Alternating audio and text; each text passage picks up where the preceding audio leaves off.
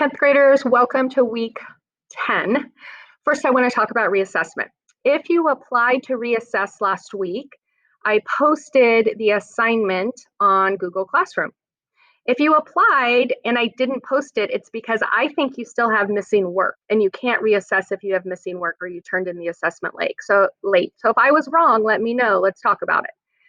If you did see the reassessment, you need to complete it no later than Wednesday. Why Wednesday? Because Mrs. Rice and I decided that instead of annotating an entire TED Talk, we were going to take the most important key parts of that TED Talk and have you annotate it. So it's an abbreviated version. So they have to be in on Wednesday. If you do not get them in on Wednesday, I will not be grading them. You will not get a new grade for your reassessment. That's not something you can do late. The other things that we're going to be doing this week, including identifying a definition for the Western single story about Africa. So you're going to notice that you have an Edpuzzle due this week that helps you define the Western single story and gives you instructions for going back and looking for evidence in the TED Talk that we started last week.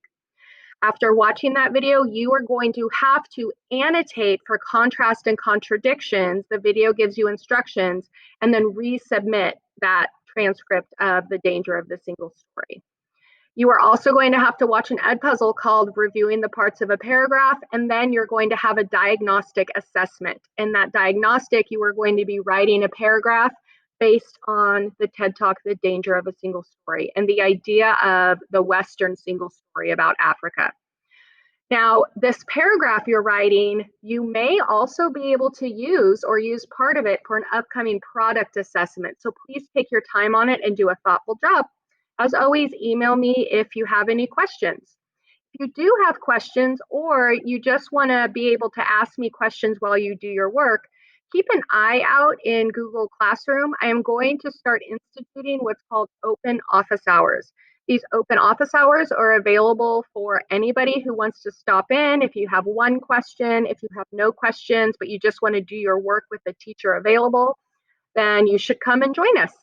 Have a great week.